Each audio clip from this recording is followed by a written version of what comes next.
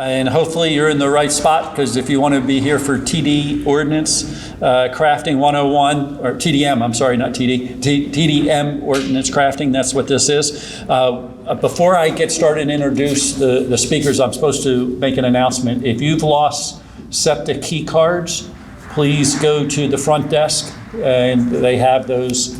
I think they found 2 SEPTA key cards. So we have 2 speakers during this session. I'm going to go ahead and introduce both of them at the same time. So as soon as Dave gets finished, Chris can get up. Our first speaker is David Schwartz. He's with Bergmann and Colliers Engineering. Dave has over 23 years of experience delivering projects through all phases of the project development for clients in Pennsylvania, New Jersey, and Delaware. His expertise includes traffic engineering, transportation management, traffic calming, and he has worked with public, government, and nonprofit agencies, including PennDOT, DVRPC, and various counties and municipalities in Pennsylvania. In all cases, he is heavily involved in the public outreach efforts, public involvement, conflict resolution, and consensus building. Dave has an MS in civil engineering from Villanova University. Our second speaker will be Christopher Leswing, and he is the Director of Building and Planning for Lower Merion Township. Mr. Leswing has a master's degree in city and regional planning from Rutgers University and has been directing the township's planning efforts since 2004. Between 2006 and 2012, Mr. Leswing's led the multiple municipal effort to repurpose the former Pennsylvania Rail Kenwood line into a linear park, multi-use trail that serves as a key link in the regional trails network. Mr. Leswing's leadership at the Lower Merion Planning Department has rewritten, during his leadership, they've rewritten the Township Comprehensive Plan, adopted a formed-based zoning code, and both projects were recognized for excellence by the Pennsylvania chapter of American Planning Association. By the way, I was supposed to introduce myself. I'm Steve Neese. I'm with the DCTMA as their, served on their board, executive board as their secretary. We're glad you're here. We'll turn it over to Dave. All right, thank you very much. My name is Dave Schwartz. Ben Hoover wasn't able to be here today. I actually was asked to give this presentation by Craig DeToro from Lansdowne Borough, and he said, you know, Dave, you can go there and talk a little bit about some of the bike lanes you're doing, some TDM strategies. And then I saw the flyer or the schedule and said, Crafting TDM Ordinance 101. I called Craig. I said, Craig, this is about the TDM ordinance. He's like, yep. So Lansdowne doesn't have a TDM ordinance. He's like, nope. So I was like, Craig, what am I talking about? And basically what's it going to be is kind of a 2-part session with myself and with Chris. What I'll be talking about are some of the, what's been happening in Eastern Delaware County, and Lansdowne in particular, is cobbling together various ordinances, various TDM strategies. And what that may culminate in is a TDM ordinance. The only township actually in the region, I believe, that has one is Lower Merion, so I'll be looking to hear what Chris says as well. But this is sort of just some strategies, some things that can be done to advance TDM strategies with or without an ordinance. There are some ordinances here that I'll chat about, but can you talk a little bit about some of the bike facilities and some of the strategies that are being done in Eastern Delaware County. So, I don't know if you can see the laser pointer on here. I'll do my best with this thing. The button on this thing is a bit funky, but so this is Lansdowne. Downtown Lansdowne is right here at the intersection of Lansdowne Avenue and Baltimore Avenue. And Lansdowne recently installed a bike loop right around downtown. It connects to several schools, the train station, and kind of goes through, jogs around a little bit downtown. idea of this, though, is that while it's a recreational facility for residents, it also serves as a way to get from place to place. This isn't just for recreation. It also is intended to be a hardworking piece of infrastructure, of transportation infrastructure. And it goes along some of the low-stress roads in the borough. The nice thing about Eastern Delaware County is that there are a lot of roads that are connected. We have a grid system. So, talk about a couple of the projects that are in and around the site. A couple of them have been done. A couple of them are being done this year, and they are advancing. I guess one of the themes of this really is to, with or without an ordinance, my mantra is always be implementing. Always be doing something. Don't just do a study, because those, don't always necessarily get things done. Try to do things while the study is progressing, and you'll see a couple of things that have been done. Gateway Slope is one of those. It's a gateway to the western part of the borough, tot lot, because you need destinations along a bike route. Some connections to other routes that are some are existing, some are being done soon, and then I'll talk a bit more about some of the regional things that are happening in the area as well, in an effort to build a truly multimodal Eastern Delaware County.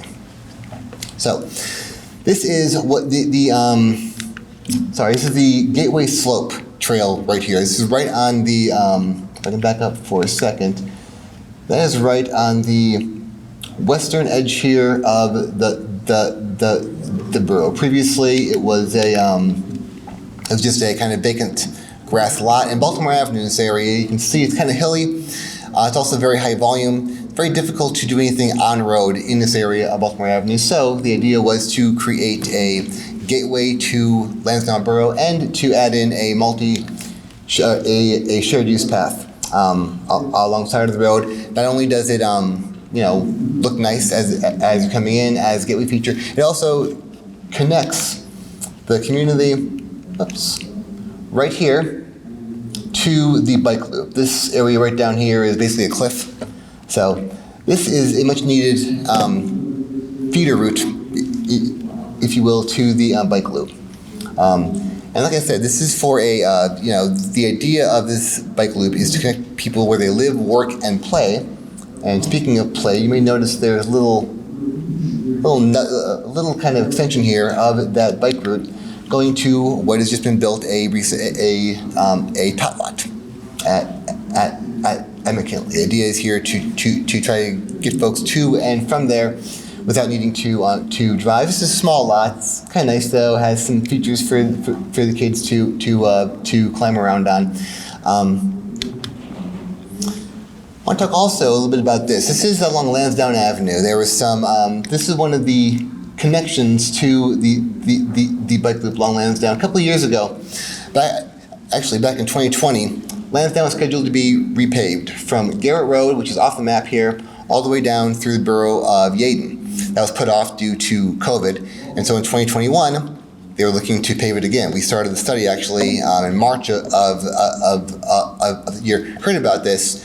PennDOT was planning on putting in bike lanes and shared use arrows south of Lansdowne Borough.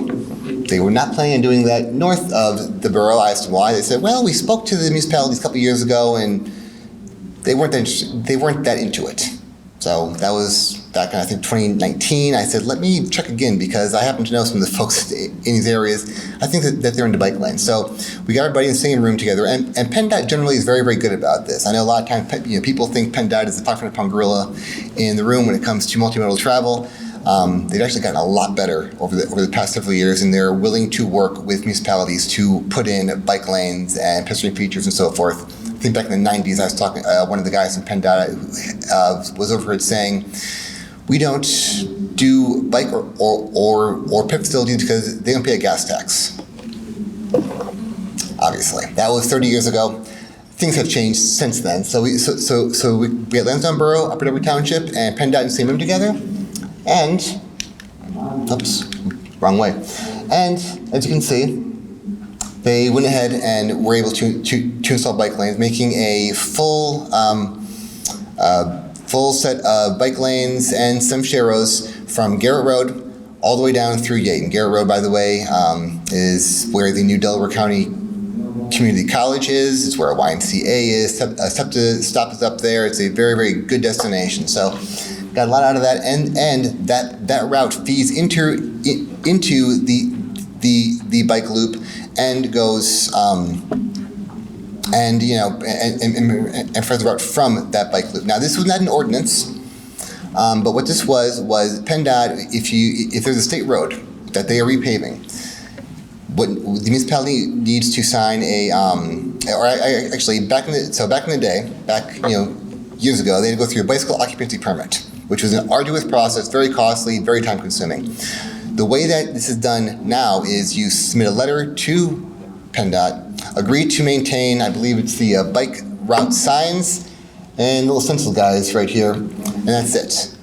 Previously, if you had a bike lane, they maintained everything from the bike lane to the outside lane.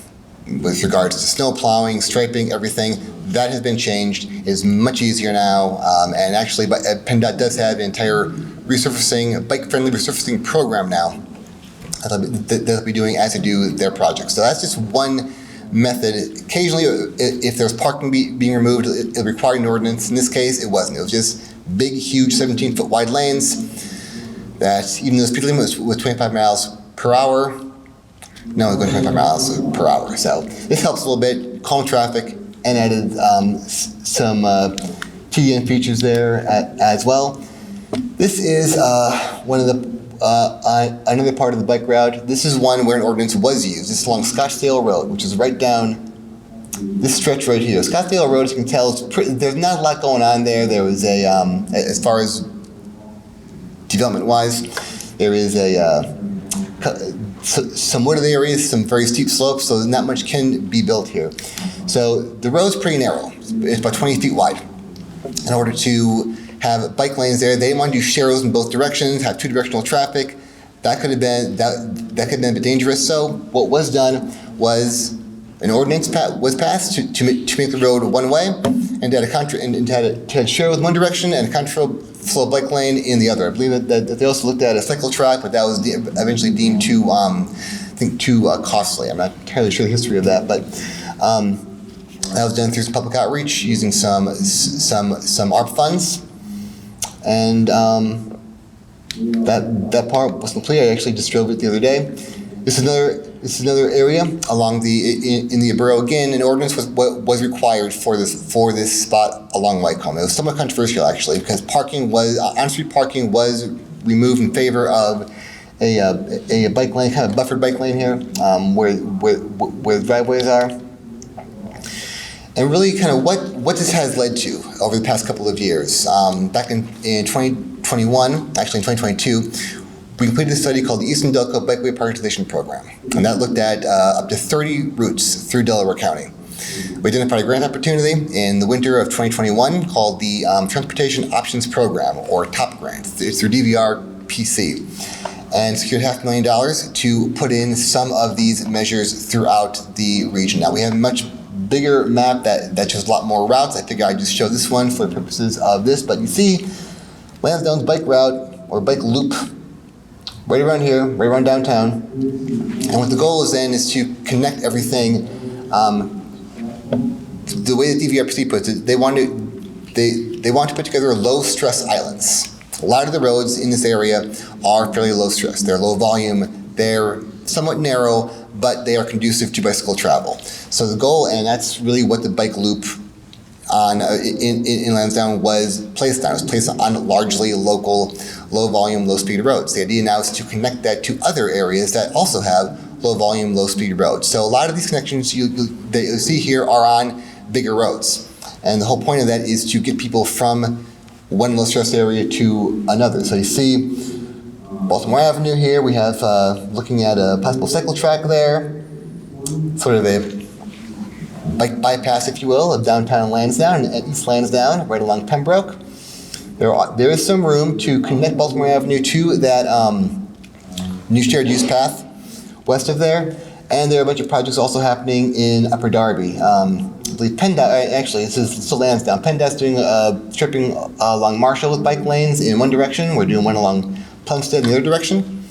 And there are a bunch of connections up here to areas in and around the terminal. And you may see a couple of loose ends here. Those actually are connected in a larger study, but this was for the purposes of the top grant was to hit some of the priority locations and then carry that forward as time goes on. You have to have the political will, obviously, and some money, which is not out there. A lot of those new grants that have been done through the IRA and the IIJA. So that's a sort of a general overview of some of the things that can be done. You don't have to have a TDM ordinance to do all of them. It's probably a good idea.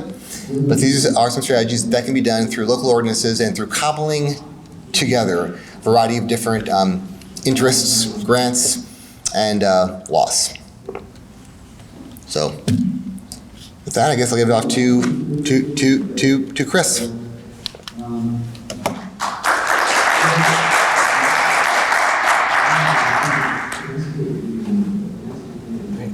Good morning, everybody.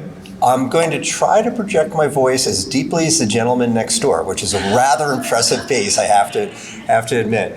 Tough to follow up on Dave, but I'm going to give you more about a local perspective of a single municipality and what we've been doing for TDM. It was interesting when we were approached for this to participate in this session was with the title of this was Crafting 101. Like, how do you craft that? And I have to admit, at the very beginning, there isn't a magic bullet, and there isn't one ordinance that's going to do it. As a planner, I know this is always the most frustrating thing I say to my legislative body. It's the process is just as important as the plan, and when you approach TDM, the process is just as important as any one single ordinance. But I am going to show you how to craft some of these other elements. Just for anybody who needs to know where I'm from, this is Lower Merion Township. Lower Merion Township is one of the bigger suburbs in the region, 65,000 people, and it's really central to the region. And when you start to look at the map, and you just pull this up, it's all at the crossroads of the region.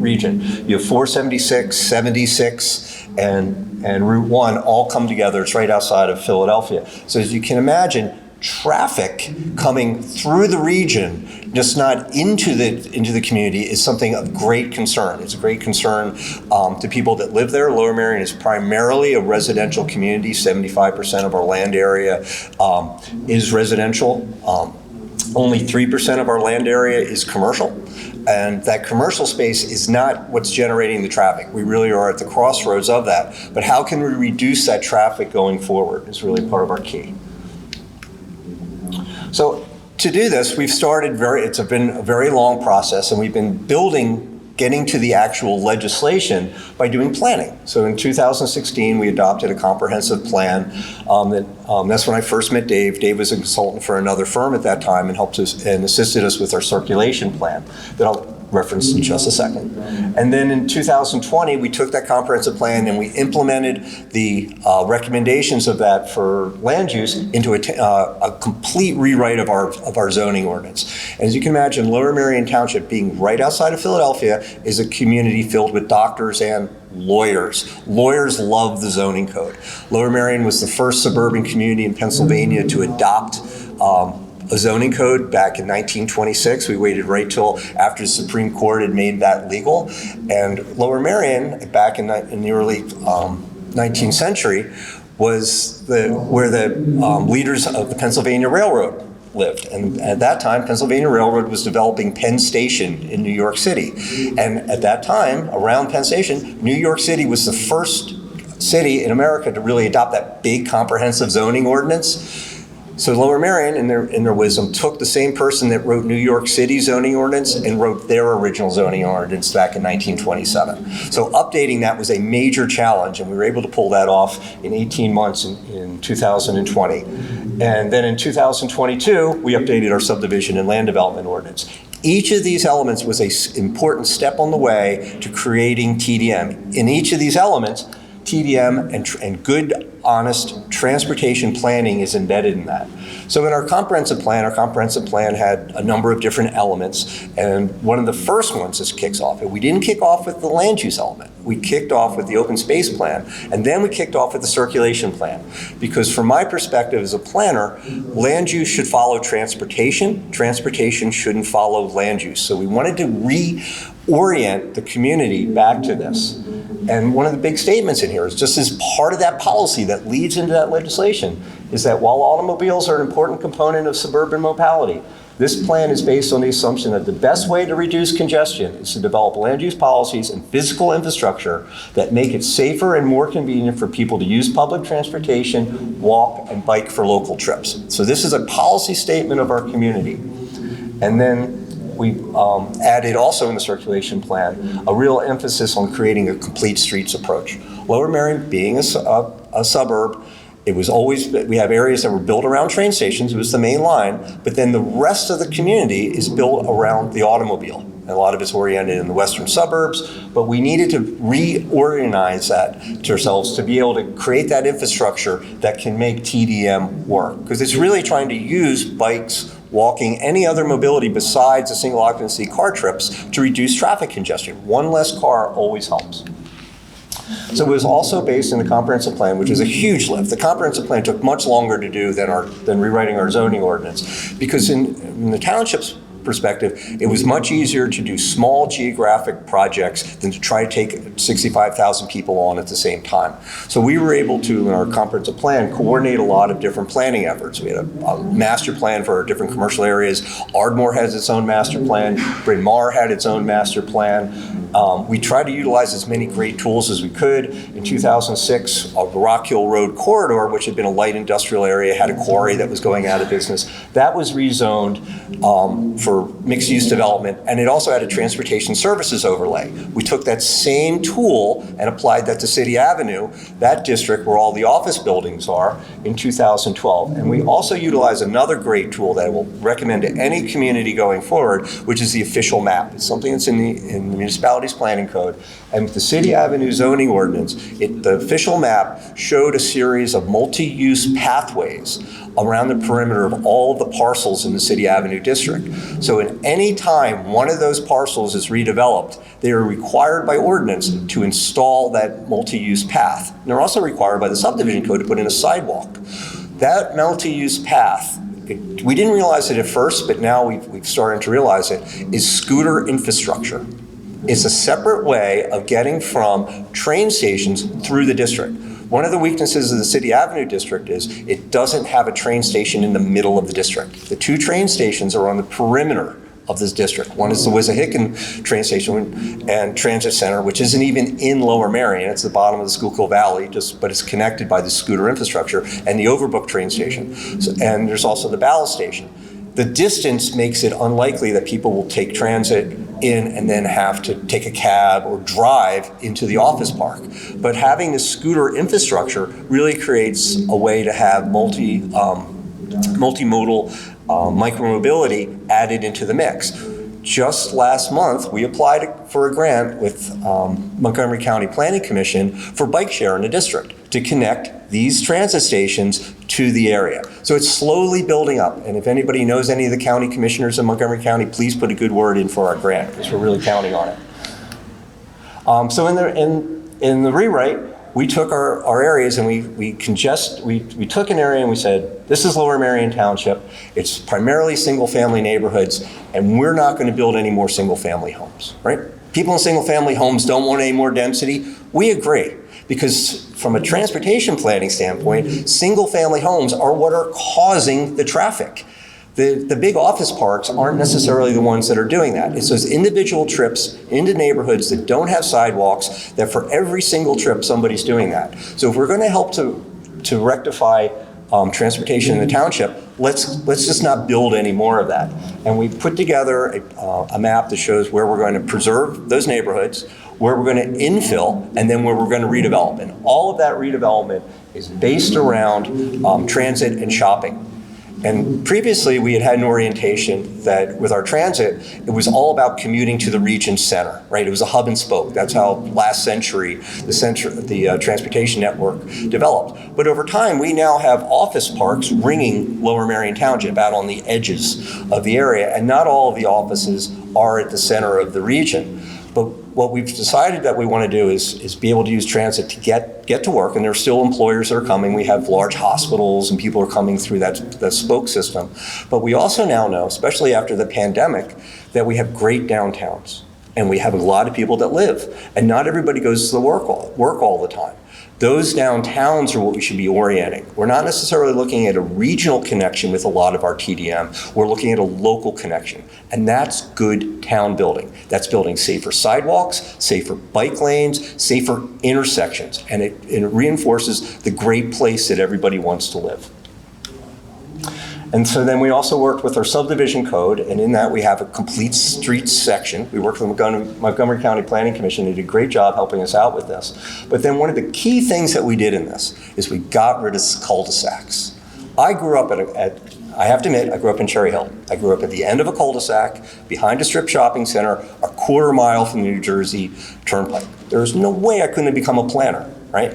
But with this, I realized, as cool as that idyllic childhood that I had in Cherry Hill was, that the cul-de-sacs are not what we really need in Lower Merion Township to be able to get better transportation, which is the one issue that you really see in our community. The number one thing when you go to public meetings that people complain about is that traffic. So let's get rid of cul-de-sacs. And we were able to pull this off. And it was a big thing. It was the only thing of the plan that made the suburban times, the mainline times, are getting rid of cul-de-sacs. And to me, it's one of my greatest accomplishments.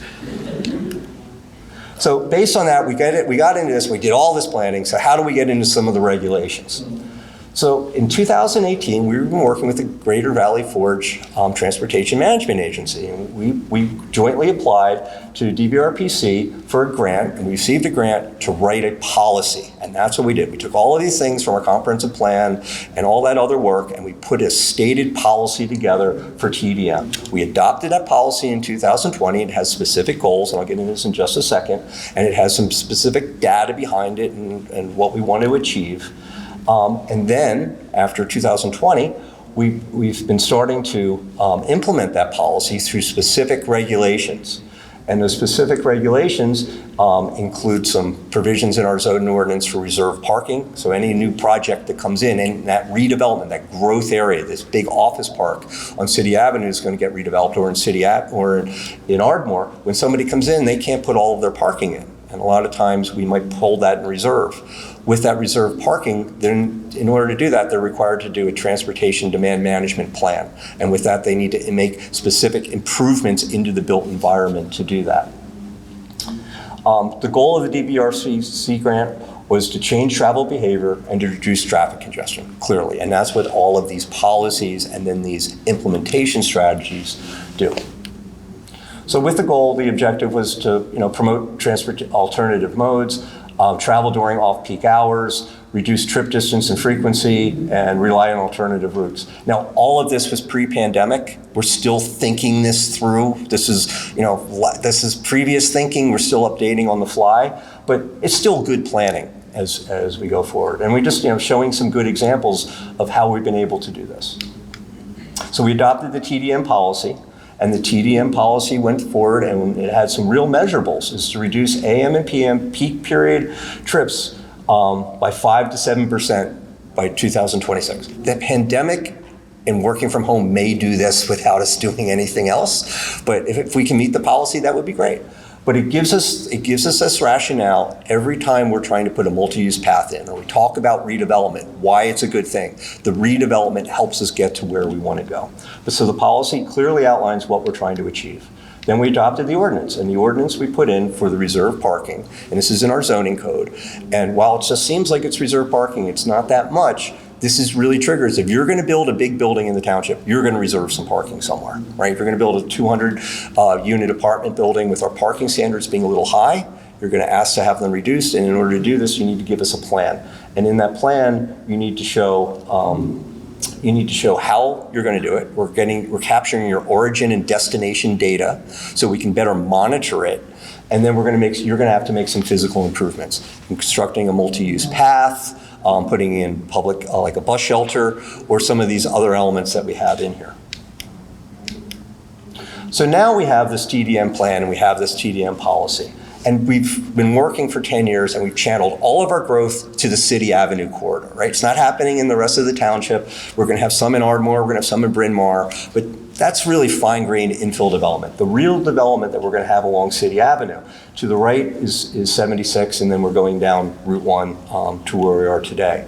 And on that, you have the City Avenue area to the right where you have all of your office buildings, you have your TV stations, you have some shopping centers, you have some big corporate areas right there. You have St. Joe's University right in the middle, which is growing. Every month they seem to be acquiring another university or another campus somewhere, but that's their central base. And then all the way to the left, you have Lankenau Medical Center, and Lankenau bought St. Charles Seminary, 80 acres of land that they're seeking to come in and do something with. So you have these three different areas, and they're all in play. So we have a series of policies, we have a series of regulations, and everybody needs to do something. So one of the key elements of this, and they're all together, it's really working according to plan, right? It's all coming together. So working from right to left, if we're working on the City Avenue area, that's a lot of mixed-use development. All of that's coming in with new multi-use paths network in that area. You're seeing, at first, the developers were looking at this as something they had to do.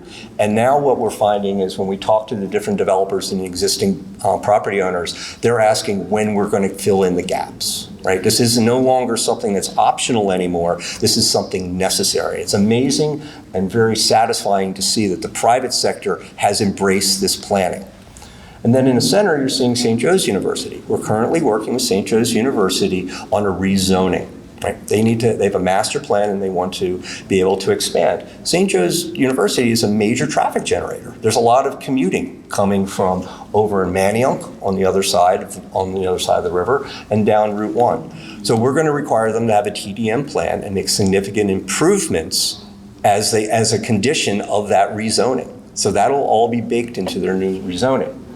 And then all the way to the end, you have the St. Charles Seminary, where Mainline Health bought that property without zoning. So we have to craft all new zoning. And that will have complementary zoning to what we're doing with St. Joe's at the same time to make sure that that is baked in with transit orientation.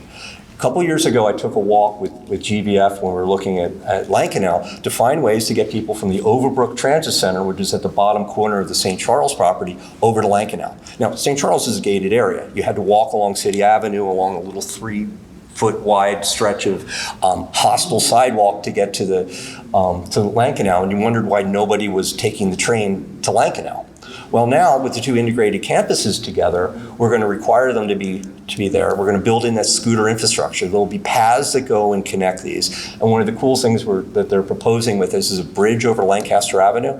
So you can imagine being able to take a bike share from Overbrook over to Lankenau through the St. Charles campus, which their plans are absolutely beautiful, into Lankenau Medical Center, and that helps to reduce all of that cars and also creates a lot of good town building at the same time. And then as part of this, we're also adding in something we're calling the Mainline Greenway. The Mainline Greenway is a low-stress bike route that is built to access all of our active areas, our schools, our downtowns, our transit centers, and the regional trail network. Its core piece is over in the right, which is the Kinwood Heritage Trail. Which is over in this section, which connects to the regional trail network here, but that also connects up into the City Avenue district. And all of these lines are areas that are either low-stress roadways or multi-use paths that all form this integrated network going from one end of the area, City Avenue in the east, to Stoneleigh in the west. And it's a 20-mile round trip, 10-mile either way, of something that We've been testing this out for about 3 or 4 years with people from 8 to 80, and we found that people of all sorts of abilities and age groups find this to be a comfortable way. Now, there's still some stress points, And most of the time, those stress points are going over the mainline railroad itself, where if you're a bicyclist, you're sharing a same road with a car and you're going over a hill and you're at a disadvantage. If you have an e-bike, you don't quite have that same disadvantage, right? That gives you a way to get over that. But so we're going to have to work on that. One of the problems that we have that Dave's community doesn't have is our roadways and our cartways are very narrow. We don't have room on many of our roadways to put a full bike lane in, and we just can't do that. So we created this alternative network that's absolutely comfortable, it's absolutely enjoyable, and as you can see, it goes, that hole here in the middle here that's not Lower Merion is Narberth. We're actually working on a multi-municipal project with Narberth Borough as this, and then hopefully we'll be able to reach out to Haverford and Radnor as the parts that go through there. So we connect this all together. It's a regional plan. It connects all of these sort of amenities going forward. So we've been doing a lot of community engagement with this. And as I wanted to stress in the very beginning, it's a series of individual actions. There isn't a magic bullet. There isn't one thing that can make everybody not drive, right? It's not the Avengers where you can snap it and then half the people aren't here. Right? You're going to have to just live with it the way we are. So we're trying to do this person by changing behavior. So it's a lot of community outreach. Every time somebody takes a bike for a trip, we win. And sooner or later, we're really going to win when it all adds up. But right now we're in that stage of just continuing to add this together and educate people. And what we find is there are a lot of people that want to do this. I mean, there's always going to be people who say, no, I live in my car, I have to get to where I want to go, and that's what I want to do. But not everybody's that way anymore. And so we're going to pick up everybody we can and to build this sort of community of areas that it's convenient and it makes sense to take your bike or to walk or to use micromobility to get to your local needs within your community.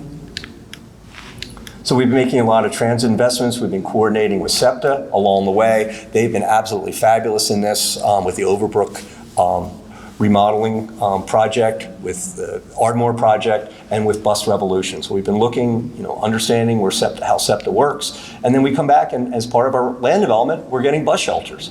I had a really good picture of this that had people in it, but people do use this, and it gets really crowded at rush hour. And then this is a new bank that was put in. It was an old bagel shop, I think. It got redeveloped as a bank, and as part of that, our ordinances required that bus shelter to go in. Much better than a bus stop that somebody's standing there and getting wet in. Modern facilities work very well. And the great part about this is because it's part of the subdivision code, Chase Bank is maintaining that facility. So we start to pass some of that cost off. Once again, I'm coordinating with Overbrook. This is the Overbrook Transit Center. When they were coming in, we were looking, how can we connect? It's right on the edge of Lower Merion Township, but how can you get from Overbrook into Lower Merion Township? City Avenue is a physical barrier, right? I don't even like to drive on City Avenue. I certainly don't want to walk or bike over it, but there's a tunnel underneath it. And as we knew this was coming along, this is the other side into Lower Merion.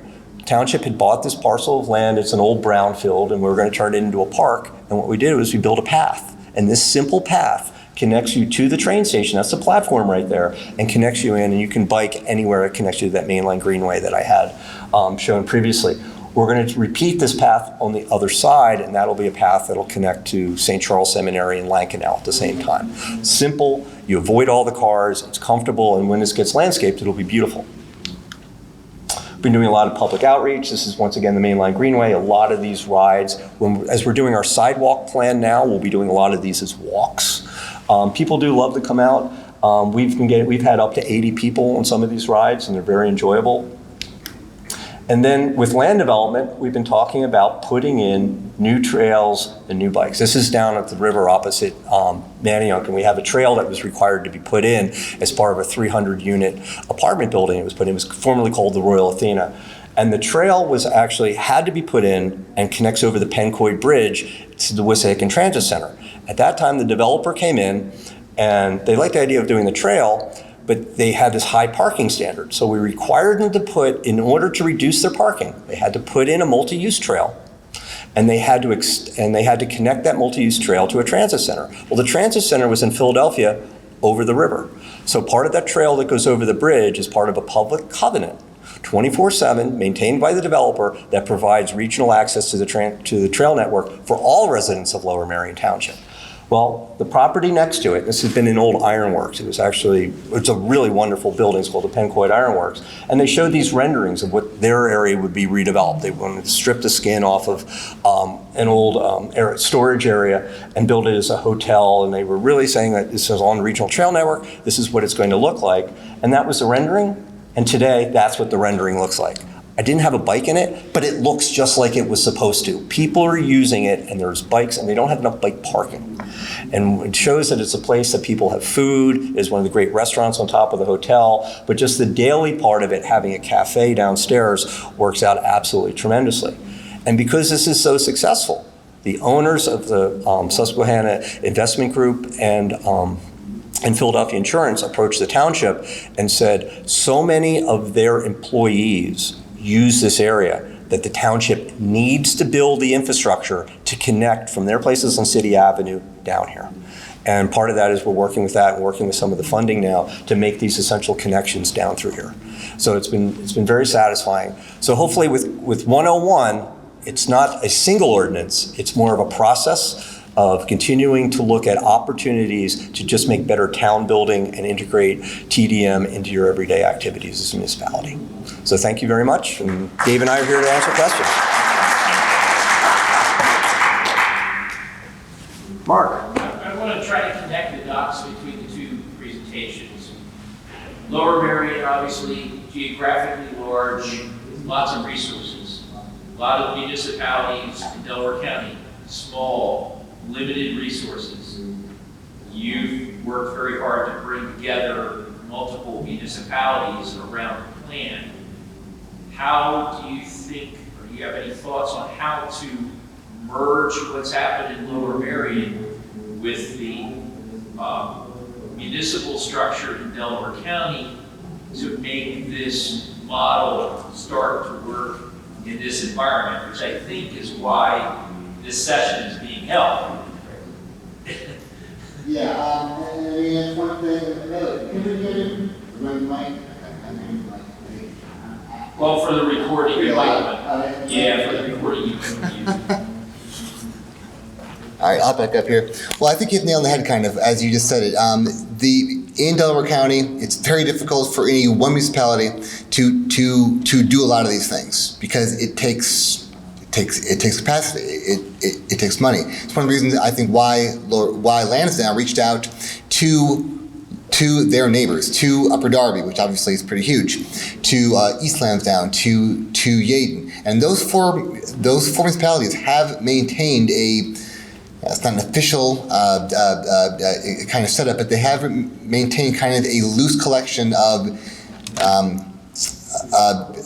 mutually aligned interests. And actually it's happening in other areas now in Delaware County too. Chester Pike Corridor Improvement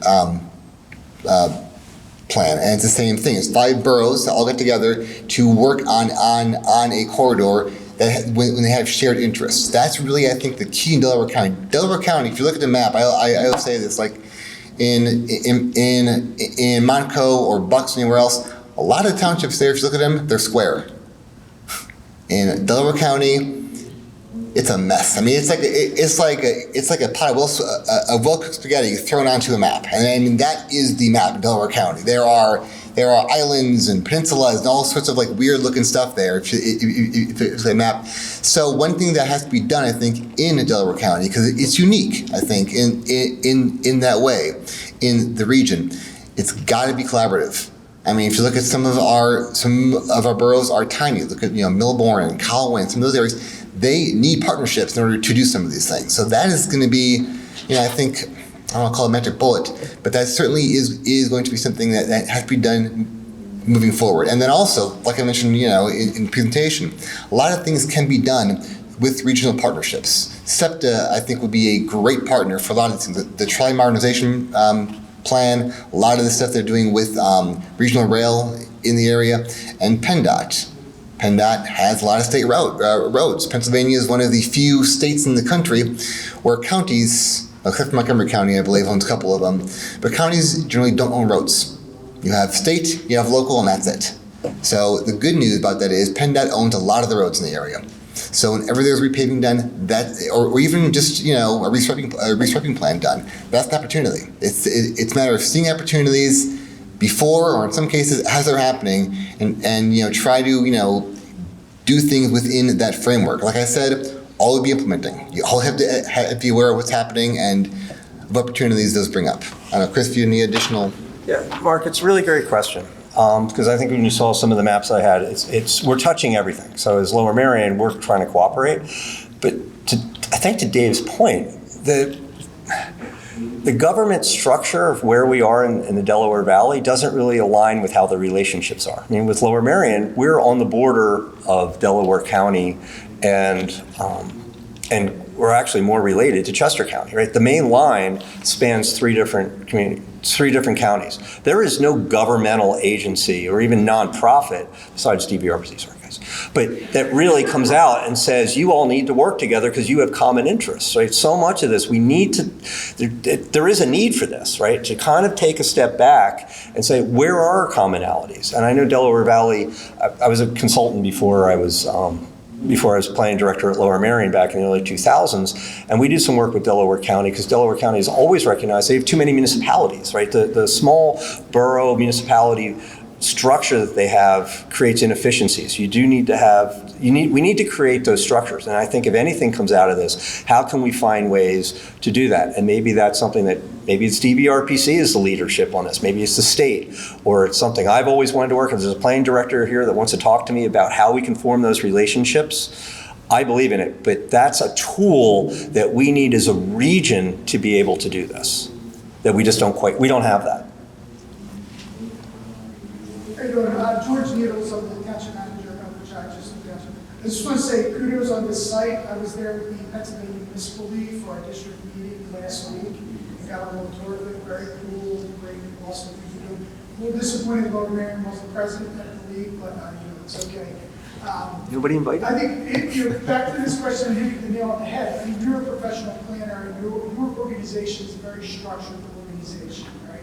So not every municipality even looks at planning as something that they need to be doing. Some are just worried about we have someone in the office to pay the bills. Yeah. It really comes down to education of local elected officials before they get into the positions. But really at the state level, affecting the different types of government and putting some kind of standards into what operations each municipality should have. Because these are great examples of municipalities working together, but a lot of times they're one-off, right? And that it loses its zest over time, and one municipality moves in a different direction and it falls off. So it's like those commonalities are typically like they don't run with like the organization. It's not like my organization looks exactly like my neighbor's organization, which looks exactly like that. So it's easy to work with them because they have all the tools and resources, and they have compatible people in different positions. So I think that looking at this, I look at this and say we've done a lot of we have a township planner on retainer. We use them like an employee, right? And we get some traction around some of this stuff. But I was looking at it and saying, okay, what can I take out of this as the nuggets? We're not in a position right now where we could push something like this on developers to that point and even get them to sniff at us. So we take the small, granular, what can we get, how can we get them to accomplish this. But I think this is like a great thing to aim for.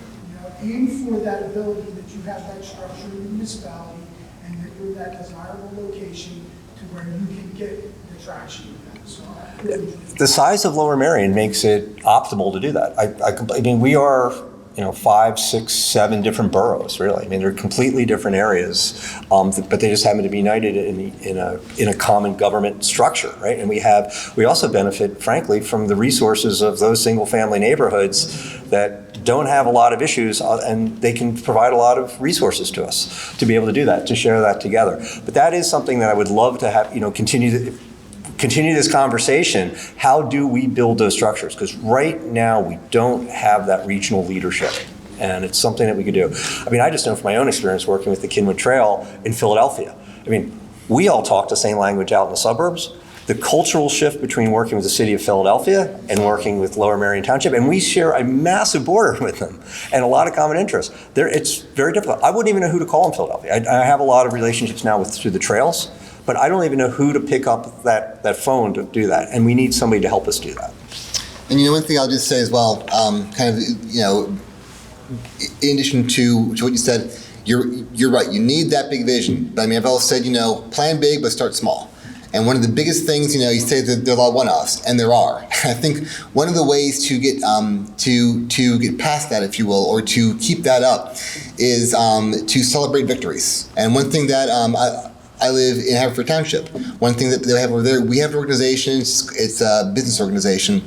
But they host events around some of the amenities that we have. They host events, and they have a dinner, and I think so is Lord Merion, I believe. You dinner under the stars. You have an event along a trail. You do those things to show off what you've done. Send out a press release. We don't. Yeah, send a press release. I mean, you get people coming there all the time. But I mean, that's the thing. Celebrate what has been done. That maintains momentum. The one thing that overcomes capacity and funding issues and stuff is public excitement. The people want something done, and they're excited about it. Say, oh, you mean that's what that looks like? I mean, you see it all the time. People, I don't want to put that bike lane in. I'm losing my parking. You put it in, like, oh, that leads to my local park. I can now take a bike there. I can take my kids there. Building excitement and celebrating even the small victories, I think, it needs to be celebrated and get people excited about it. And that's the advantage to me. I think my point was long-range planning, having a vision. It just doesn't happen overnight. And sometimes where you think you're going to get this one piece, it's actually, that takes forever to do, and some other opportunities came along the way, and they add up. But stick with the plan first, and then they all kind of fall together. Good question. President, kind of a technical question. Chris, I think, you mentioned that you use the official map in the commercial district around City Line Avenue to do two things, really: to reserve an area for a future trail redevelopment, but also you said to get the redeveloper to pay for and install the thing. Now that goes beyond what I thought an official map could do. So did you use the official map for both things, or another process for the second thing? So in the official map, it's a tool in the Municipalities Planning Code. We showed where we want future roads to go. It's much like infrastructure. The official map is usually used to show where your school's going to go in your township, or where your sewer facility is going to go, and it gives the township the right of first refusal to purchase that land.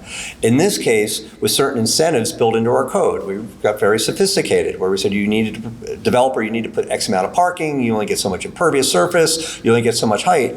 In order to really do your build out, you need to meet these things, including making those improvements on the official map. So we've kind of tailored it that way. It's really in the zoning code, isn't it? Or saldo, maybe? Or is it all? They're all, it's just the third leg on that stool. It's zoning, saldo, and the official map. And we're really going to expand that tool now that we're moving forward. I mean, that's why I was so, I wanted to catch Chris's presentation earlier. We're in the midst of really looking, our next big plan out of all of this is the active transportation plan. We'll work with Montgomery County to do the first active transportation plan in Montgomery County. And because we've been doing things individually, it's hard, right? Even in a community, we're like, we can do a trail plan, we can do a bike plan, we can do a sidewalk plan, but coordinating those all together is hard. So we're bringing the county in to help us out with that. And with all of those improvements, we will bring them onto the official map. But one of the great parts of this is, at the end, we're going to be faced with how do we pay for it? Because we've already develop these areas. Your subdivision code says when you put in a new subdivision, you should put the sidewalks in. Well, we have subdivisions that are 80, 90 years old. You can't go back and make those people, how are we going to do that? And that's a policy change, because our residents want those improvements. How are we going to pay for them? And while there is increasing federal, state, county money for this, ultimately it's going to be borne on the back of our property owner. So with Dave's point, build a success, show how good it is, and then and this is always the fear of, I think, our public works department. If you make one intersection really nice and safe, everybody's going to want one like that.